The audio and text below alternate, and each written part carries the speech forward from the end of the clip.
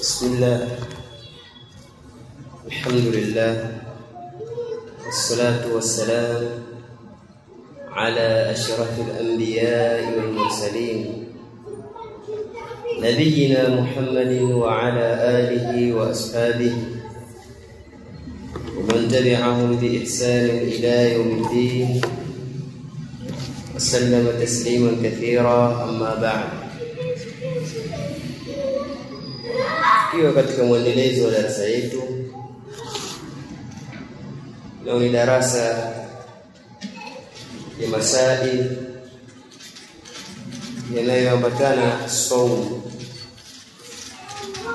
kupitia risala al-muyassar fi ahkami saumi wa adabihi cha al-Sheikh al-Doktor Abdul Shakur Abu Aisha Mufarrid hafidhahullahu ta'ala. Leo tunaanza kichwa cha habari kinachosema ma yubahu lis-sa'im, yale ambayo yanahalalishwa kwa mfungaji. Baada ya kuwa jana tumeona yale ambayo ni haramu yanabatilisha funga, vile vile yanamfuturisha aliyefunga na kuifisidi funga. Leo ametuwekea yale ambayo ni halali, mtu akiyafanya kwenye funga yake haibatiliki wala hakuna shida kwenye hayo, sheria imemruhusu.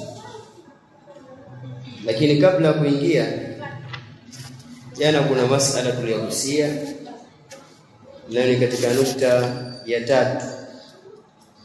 Nukta ya kwanza sema al-aklu au shurbu. Nukta ya pili at-taqayyu amdan, kujitapisha hali ya kukusudia. Nukta ya 3 al-jimaa, kufanya tendo la ndoa. Akielezea hapa mtunzi kwamba yule atakayefanya jimaa mchana wa Ramadhani na hali ya kuwa funga ni ya wajibu juu yake, utamlazimu yeye kulipa siku hiyo na kafara na kutubia kwa Allah. Na sisi tukuongezea mawili, kufisidika kwa hiyo funga, na jingine ni kupata dhambi. Kwa jumla ni 5. Akaleta mtunzi hadithi ya bwana mmoja ambaye lilimtokea hilo katika masahaba. Alipoitwa mbele ya Mtume, akapewa utaratibu kwamba acha huru mtumwa. Akasema sina pa kumpata. Akapoa hatua ya pili, funga miezi 2 hali ya kuwa ni yenye kufuatana. Akasema siwezi. Akapoa hatua ya 3, kulisha maskini 60. Kisha tukatoa maelezo vile vile kuhusiana na mwanamke baada ya kuulizwa swali hapa, je, hizo kafara na mengineyo mwanamke atamhusu au ni mwanamume peke yake? Tukasema ikiwa mwanamke yeye amekubali hilo na akalitii kwa mumewe jambo la jimaa, basi ataingia kwenye haya ambayo ameingia mwanamume, atapata dhambi, funga yake itaharibika, lakini vile vile ni juu yake kuja kuilipa siku hiyo. Pia kuna kafara kwake, na utapasa yeye atubie kwa Allah, sababu alilolifanya ni kosa kisheria. Kwa yale ambayo yanamhusu mwanamume yatamhusu mwanamke ikiwa yeye alikubali hilo na kumtii mume katika hilo, wakawa kwa pamoja kwenye kufanya dhambi hiyo. Ama yule ambaye amefanywa ikrah, pia tulimgusia, amelazimishwa. Tukatoa mfano kama vile mwanamke amebakwa, ani mukraha, mwanamke ambaye amelazimishwa, ametezwa nguvu, hana khiari katika hilo wala hana namna ya kuepukana nalo. Hapa kuna kauli takriban 3 za wanachuoni. Kauli ya mwanzo kwa tunasahihisha maelezo ya jana, hayo tunasema leo itakuwa ndio sawa zaidi, lakini pia tutaongezea juu yake kuhusiana mwanamke aliyelazimishwa, si aliyefanya kwa hiari. Huyo hakuna tofauti na mwanamume, yatamlazima mambo 5 kama mwanamume. Je, aliyefanya kwa kulazimishwa, ametezwa nguvu, amebakwa huko na wanaume bila ya hiari? Masala haya na kauli takriban 3. Kauli ya mwanzo, baada ya wanachuoni wanasema hakuna kafara juu yake huyo mwanamke, bali utapasa yeye aje ailipe tu ile funga, ile siku ambayo alitezwa nguvu mchana wa Ramadhani, atakuja kuilipa. Kauli hii imesimamiwa na wanachuoni wengi akiwemo Imam Ahmad ibn Hanbal, al-Imam al-Auza'i, al-Imam al-Thawri, vile vile ndiyo kauli ya al-Hasan al-Basri na wengineo. Pia wakaleta swali lingine, je, atakapokuwa ameingiliwa hali ya kuwa amelala, hana habari? Baadhi yao wakaingiza katika hiyo kutezwa nguvu, sababu hana khiari. Hiyo kauli ya mwanzo, hakuna kafara, atakuja kuilipa ile siku basi, sawa. Kauli ya pili anasema takapokuwa kule kulazimishwa ni kwa ahadi maalumu iliyowekwa baina yao, wana ahadi zao wenyewe, wana vileti, sio hakuendea hilo, lakini kufika huko yakapita baadhi ya mambo, yakapita maneno, akafanywa ikrari, akatezwa nguvu. Wanasema hatofungua. Ikiwa ni hivyo, hata kama ameenda kwa ahadi lakini ametezwa nguvu, hatakuwa ni mwenye kufungua. Na vile vile yule mwanamke aliyeingiliwa hali ya kuwa amelala, hukumu yake ni hii. Ni kauli ya nani? Al-Imam Shafi'i na Ibn al-Mundhir na wengineo. Ikiwa ameenda eneo kukutana na mtu mwanamume, ima mumewe au si mumewe, lakini hakuendea hilo lililotokea, bali hilo ilikuwa ni matokeo baada ya safari yake, akatezwa nguvu. Anasema mwanamke huyu funga yake ipo, na yule wa pili ambaye ameingilia kwa kulala hali ya kuwa amelala, funga yake pia ipo, ataendelea na funga yake sababu fanywa ikrah, kwa maana hata kuja kulipa ikiwa funga yake ipo. Kwa mwanzo kama funga haipo, kwa atakuja kulipa. Kauli ya mwanzo. Kauli ya tatu, hakuna kafara juu yake mwanamke huyu, hakuna kafara juu yake, hata ikiwa ametezwa nguvu kwa ahadi. Alikwenda eneo hilo kwa ahadi, lakini hakuendea hilo alitezwa nguvu yeye. Anasema hakuna kafara juu yake wala hakuna kulipa, na funga yake ni sahihi. Ametezwa nguvu, iwe amefika kwa ahadi au ametekwa njiani, muda wa kuwa ametezwa nguvu, hakuwa na hiari kwenye hilo wala hakuwa na kuchagua. Hakuna kafara, hakuna kulipa, na funga yake itakuwa ni sahihi, kwa maana ataendelea kufunga siku ile, funga haijaharibika. Kauli hiyo ameisahihisha al-Imam an-Nawawi. Vile vile kuna wajhi kwa al-Imam Shafi'i, vile vile al-Imam Shirazi na al-Imam Rafi'i, wanachuoni wa Shafi'i wote hao, na hiyo ndio kauli yenye nguvu insha Allah, ambayo kwa dhahiri ya maneno Ibn Uthaymeen ametilia nguvu kauli hii pia. Ukisoma katika Sharh al-Mumti' Ibn Uthaymeen, mwelekeo wa maneno yake ni kutilia nguvu kauli hii. Mwanamke akitezwa nguvu kuingiliwa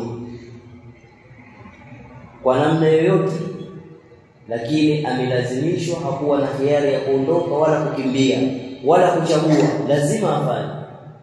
Hali ya kuwa ni mchana wa Ramadhani, funga yake haijaharibika, ataendelea kufunga, hakutakuwa na kafara juu yake, kuacha huru mtumwa, kufunga miezi miwili, hakuna, wala hatakuja kulipa siku hiyo kwa sababu haijaharibika. Tumeelewana? Hiyo ndio kauli yenye nguvu insha Allah. Sasa turudi katika darasa hili ili kwa tuongezea maelezo ya jana. Yaqulu al-muallif rahimahullah ta'ala, ma yubahu lis-sa'im, yale yanayohalalishwa kwa mwenye kufunga. Kuna mambo yanakuwa ni halali kwake ufungaji. Awalan, jambo la mwanzo, leo tutaongeza hasia ya kusomesha, hakutakuwa na maelezo mengi, tutadumu zaidi na maelezo ya mtunzi. Awalan, jambo la mwanzo, al-ightisalu bil ma'i, kuoga kwa maji, litabarrudi, kwa ajili ya kutaka baridi. Al-ightisalu bil ma'i, kuoga kwa kuyatumia maji, litabarrudi, kwa ajili ya kutaka baridi kwenye mwili wake. Joto, jua kali, mchana wa Ramadhani, akaamua kuoga ili aondoshe jasho, lakini kupunguza joto, apate ubaridi wa kiwiliwili. Wanahwu, na mfano wa huko kuoga. Mwingine hajaoga, lakini alipofika msikitini kichwa chote cha kitotesha maji hadi kwenye shingo, miguuni, kama vile atia udhu, lakini si udhu, anakusudia kutaka baridi kwenye viungo vyake. Ndio maana wanahwu, na mfano wake huko kuoga. Lima ruya anna Rasulullah sallallahu alayhi wasallam, hilo lipo kwa kile kilichosimuliwa, kilichopokelewa, kwamba Mtume sallallahu alayhi wasallam za juu yake, kana yasubbu ala ra'sihi alma, alikuwa anamimina juu ya kichwa chake maji. Kana yasubbu, alikuwa anamimina ala ra'sihi, juu ya kichwa chake Mtume, almaa, maji. Wa huwa saimu, na hali ya kuwa yeye ni mwenye kufunga, yupo kwenye saumu, anachukua maji anamimina juu ya kichwa chake. Minal atash, kutokana na kiu, au al-harri, au joto. Sababu zinatajwa kwa nini Mtume alikuwa akifanya hivi. Minal atash, kutokana na kiu, au al-harri, au joto. Joto linapokuwa kubwa au kiu kimemshika, huwa anapooza kwa kujimiminia maji juu ya kichwa chake. Sio anakunywa ajimiminia juu ya kichwa ili kupunguza ukali wa joto. Hilo jambo la mwanzo. Kwa maana mfungaji inafaa kuchezea maji kwa ajili ya kutaka baridi endapo joto litakuwa kali. Tutaona maneno ya Imam an-Nawawi je kuhusu kuogelea. Nukta ya pili, au tuyasome kabisa kabla hajaanza nukta ya pili. Al-Imam an-Nawawi rahimahullah katika al-Majmu' sharh al-Muhadhab anasema wayajuzu lis-sa'im, na inafaa kwa mfungaji, mtu aliyefunga, ayanzila al-ma'a, kujishushia maji, kujiteremshia maji, kwa maana kujimwagia juu ya kichwa chake, inajuzu. Wayanghатisa fihi, na kuzamia ndani yake hayo maji. Kama unakijibirika kijihodhi au kwenye mito huko pembezoni mwa miji, inafaa mtu kumimina maji juu ya kichwa chake au kuzama ndani ya maji akaingia mule akaogelea kidogo. Hilo jambo ni lenye kufaa ikiwa lengo lake ndio lile lile, kutaka ubaridi, kupunguza harara, joto na mengineyo. Hali ya kuwa amefunga ni jaiz, ni jambo lenye kufaa. Lakini wewe makini asijakayanyo. Kwa wale wasiojua kuogelea wasifanye, sababu atakunywa maji. Na ukinywa maji funga yako inaharibika. Unajua mimi nikiogelea nitakunywa, kisha ogelea hivyo hivyo, inaharibu funga yako. Ama akinywa kwa bahati mbaya, inakuwa rabbana la tuakhidhna in nasina au akhtana, amekosea tasamehewa. Kwa jambo lipi? Ndio maana wale wanaofanya kazi za baharini, wavuvi, hawaambiwi msivue Ramadhani, kwa sababu jambo lenye kufaa. Wataendelea na uvuvi ndani ya mwezi wa Ramadhani mchana, ili waendeleze utafutaji wa riziki zao, kwa sababu jambo linafaa. Thania, nukta ya pili, aliktihalu, kutia wanja. Aliktihalu, kutia wanja ni jambo lenye kufaa kwa mfungaji. Lima ruya an Aishata, kwa kile kilichosimuliwa kutoka kwa Aisha radhiyallahu ta'ala anha qalat, Allah amridhia, amesema Aisha, iktahala Rasulullah sallallahu alayhi wasallama wa huwa saimun, alitia wanja mjumbe wa Allah swalla na salamu ziwe juu yake na hali ya kuwa yeye ni mwenye kufunga, alikuwa anapaka wanja kwenye macho yake. Rawahu Ibn Majah. Hadithi hiyo ameisimulia al-Imam Ibn Majah. Al-Imam an-Nawawi na hapa na maneno mazuri tu, anasema wayajuzu an yaktahila, na inafaa mtu kutia wanja macho yake. Lima ruwiya an Anas, kwa kile kilichosimuliwa kutoka kwa Anas, annahu kana yaktahilu wa huwa sa'im, kwamba yeye mtume alikuwa akitia wanja macho yake na hali ya kuwa ni mwenye kufunga. Walianna al-aina laysa bimumfidhin, na kwamba jicho si lenye kupitisha, jicho halipitishi kufikia kwenye tumbo katika jaufu, kwa maana ukiweka kitu kwenye jicho hakifiki ndani ya tumbo.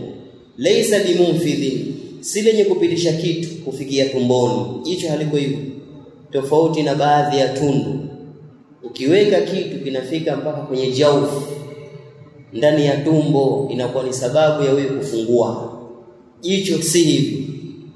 Falam yabtul sawmu bima yasilu ilaiha, basi haibatiliki funga kwa kile ambacho kitafika kwenye hilo jicho. Funga haibatiliki. Kwa ni jaiz aliktihal, ni jambo lenye kufaa mtu kutia wanja macho yake wa huwa saimu, na hali ya kuwa yeye ni mwenye kufunga, kama alivyofanya mtume. Kisha mtunzi yake kafaida kusema watajuzu kadhalika,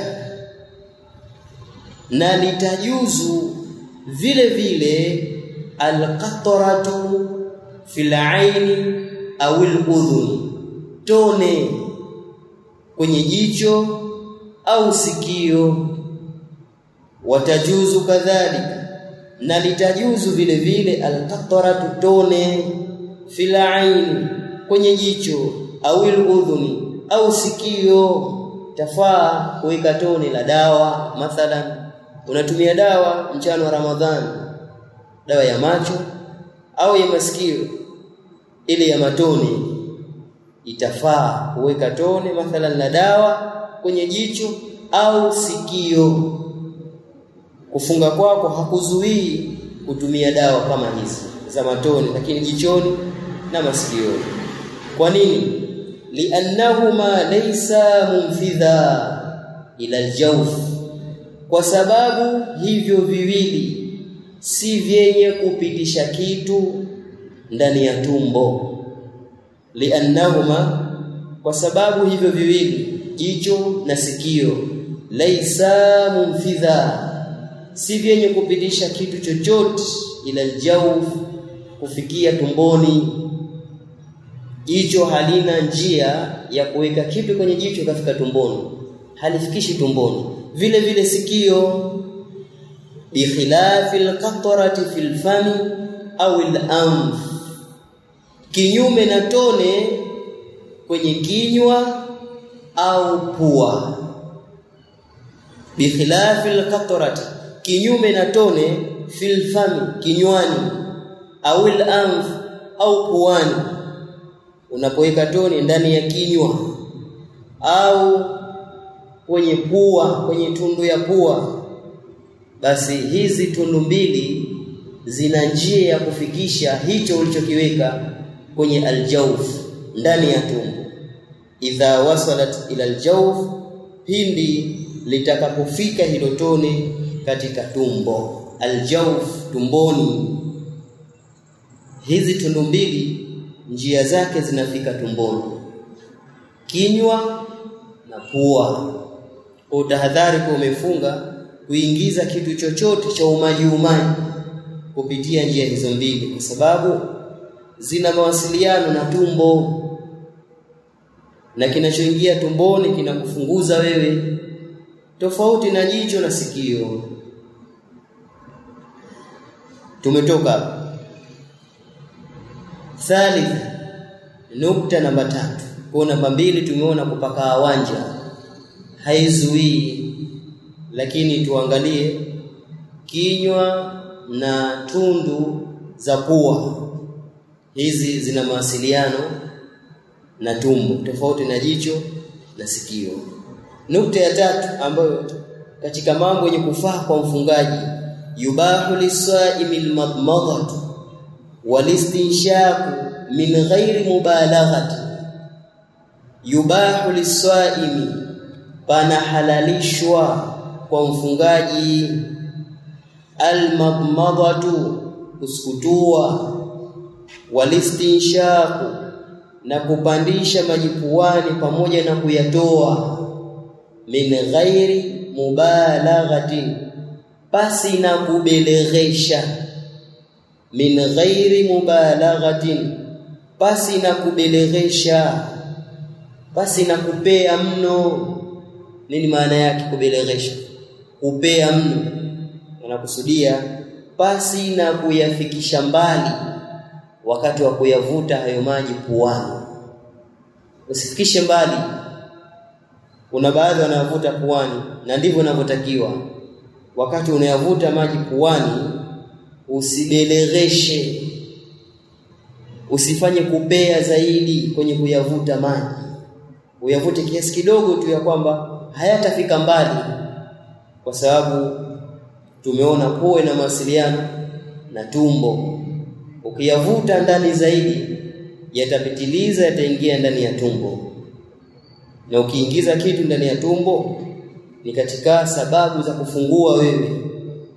Ni halali kusukutua na kupandisha maji puani, lakini min ghairi mubalagha, pasi na kuyavuta zaidi ndani, kubeleghesha. Liqaulihi sallallahu alayhi wasallam, hilo ni kwa kauli yake Mtume swalla na salamu ziwe juu yake aliposema kumwambia swahaba, wabaligh filistinshaq, na beleghesha wewe katika kupandisha maji puani pamoja na kuyatoa. Unapopandisha maji puani, baligh, bileghisha, fikisha mbali, yavute ndani zaidi, illa an takuna swaima, isipokuwa utakapokuwa wewe ni mwenye kufunga, usibileghishe. Ndio maana yake. Kikawaida baligh, unapokuwa hauko kwenye funga, fikisha mbali maji unapoyapandisha puani, yavute ndani, illa an takuna swaima, isipokuwa utakapokuwa ni mwenye kufunga. Hapo sasa usibileghishe, usiyavute ndani zaidi, uvute kiasi tu, sababu kupeleka ndani zaidi yatafika kwenye tumbo, itakuwa ni sababu ya kufungua. Hapo yule ambaye atabileghisha lakini hana makusudiwa ya kuyafikisha tumboni, amekosea, mara maji yakabelegheka wenyewe yakafika mbali zaidi na akayahisi hasa kwamba ameingia kwenye tumbo, kwa bahati mbaya, vipi funga yake? Wanasema wanachuoni funga yake ni sahihi kwa sababu hajakusudia, amekosea. Rabbana la tuakhidhna in nasina au akhtana.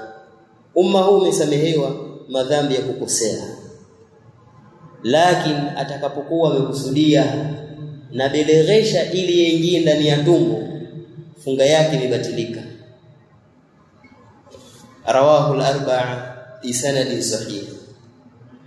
Kisha akasema Sheikh kwa faida, kama vile ambavyo la yafsudu sawmu, haifisidiki funga, bima la yumkinu taharruzu anhu, kwa kile ambacho haiwezekani kujikinga nacho. Kama vile ambavyo la yafsudu sawm, haifisidiki funga, haibatiliki funga, bima la yumkinu taharruzu anhu, kwa kile ambacho haiwezekani kujikinga nacho. Mtu akibileghisha maji yakaingia kwa bahati mbaya, hajafungua, kama vile ambavyo hafungui kwa sababu ya kile ambacho haiwezekani kujikinga nacho. Kuna vitu wewe huwezi kujiepusha navyo ndani ya mwili wako, lazima.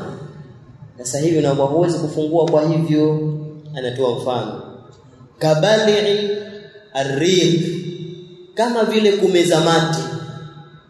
Kabali'i ar-riq, kama vile kumeza mate. Unaweza kujikinga na umezaji wa mate, ukasema mimi simezi mate asubuhi mpaka lizame jua, haiwezekani. Kwa haya ni mambo ambayo la yumkinu taharruzu anhu, haiwezekani kujikinga nayo, yamo katika maumbile yetu. Mate ni sehemu ya maumbile yetu, hatuwezi kujiepusha nayo. Haya hayaharibu funga. Wa ghubari tariq, na vumbi la barabara, vumbi la njiani. Umepita gari kubwa, vumbi limekuingia, ukalihisi limeingia ndani ya koo huko ndani, limefika mbali, vumbi limebelegheka ndani, limeingia, ukajitilia wasiwasi, funga yangu ipo au haipo? Unaambiwa funga yako ipo, kwa sababu mambo ambayo la yumkinu taharruzu anhu, huwezi kujikinga nayo, hasa ukizingatia miji yetu, barabara za vumbi, hazieleki, zina lami au hazina, ni vumbi tu, na ndio tunaotumia hizo, na magari yapita humo. Utafanyaje? Utaenda kuishi wapi usikute vumbi dunia hii? Nchi gani? Hakuna, isipokuwa katika baadhi ya maeneo.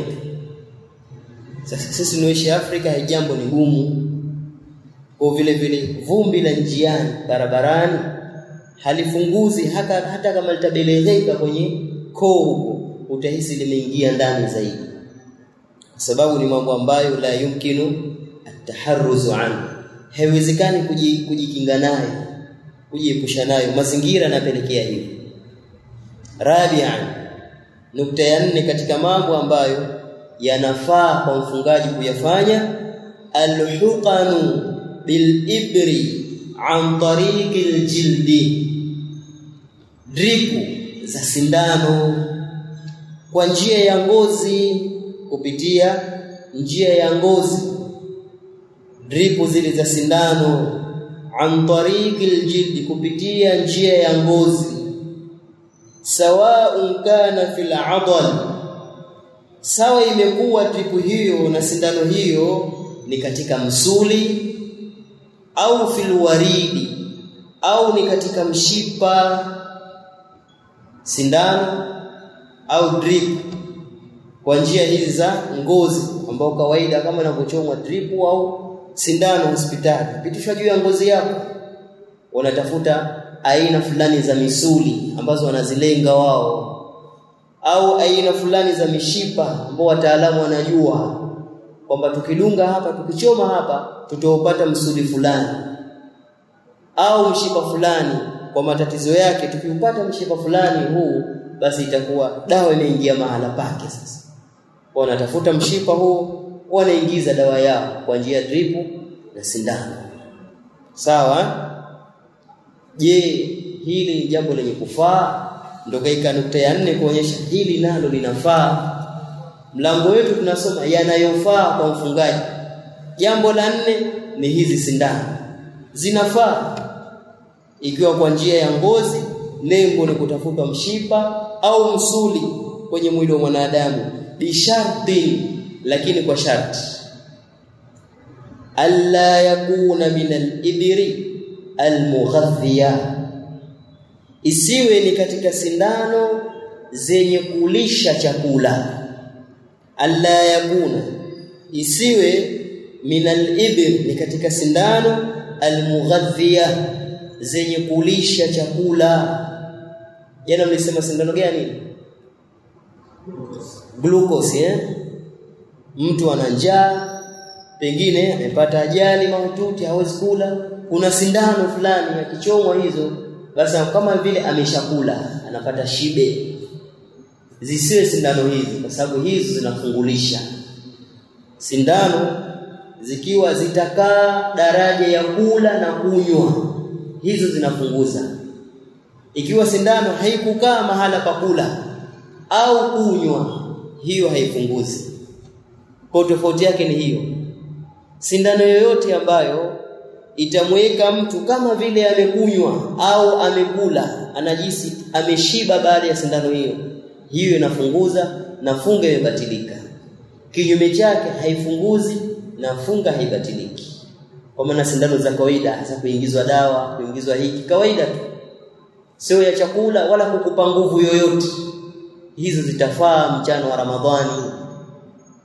Umeumwa, ndio hospitali, umefunga mimi, kwa msinichome sindano, utakufa na maradhi yako shehe. Zafaa. Au kuchiki malaria, natolewa damu kidogo, yafaa. Ikiwa damu nyingi, tumuona jana atabarru bidami, kujitolea damu inafaa. Itakuwaje kwa damu kidogo ya kuangalia malaria? Mimbabi aula. Kuni zenye kufaa, lakini kwa sharti hili, isiwe imekaa mahala pa kula au kunywa au kukupa nguvu kajihisi wewe hutahitaji tena kula wala kunywa. Ikiwa ni hivyo, sindano hiyo inafunguza na wewe utakuwa umefungua, utakuja kulipa siku za mbele. Kinyume chake itafaa na funga haibatiliki. Khamisan, jambo la 5 katika mambo yenye kufaa kwa mfungaji, isti'malu siwaki, kutumia mswaki. Mtu kupiga mswaki mchana wa Ramadhani ni jambo lenye kufaa, hata kama amefunga ni jaiz. Limaruya, kwa kile kilichosimuliwa, anna an-nabiyya sallallahu alayhi wasallam, hakika mtume sala na salamu ziwe juu yake, kana yastaku wa huwa swaim, alikuwa anaswaki na hali ya kuwa yeye ni mwenye kufunga. Kwa sababu kupiga mswaki ni sunna muakkada, sunna iliyokokotezwa. Mtume anasema, laula an ashuka ala ummati la amartuhum bisiwaki inda kulli wudu, lau nisingehisi tabu kwa umma wangu kuwatia uzito, basi ningewaamrisha wapige mswaki wakati wa kila anapochukua udhu. Kila ukichukua udhu wa swala piga mswaki. Lakini mtume alihisi tabu, lau kama atalifaradhisha hili itakuwa ni uzito kwa umma wake, lakini alitamani sana hilo, kuonyesha ni jambo zuri ambalo mtume yeye mwenyewe alikuwa akidumu nalo. Na hili halipingani na ile hadithi ya la khulufu famiswaim atyabu inda Allah min rihil misk, harufu ya kinywa cha mfungaji inapendeza zaidi kwa Allah kuliko harufu ya miski. Halipingani na ile, kwa sababu kupiga mswaki hakuondoshi ile harufu. Wanasema wenyewe wataalamu, harufu ile asili yake inatokea tumboni. Na wewe mswaki umesafisha kinywa, tumbo bado linatoa harufu ile, iko pale pale. Kwa havipingani kupiga mswaki na kuondoka kwa ile harufu. Rawahu Abu Dauda wa ghayruhu. Hadithi hiyo amesimulia al-Imam Abu Daud na wengineo. Kisha mtunzi anasema wayajuzu lis-swai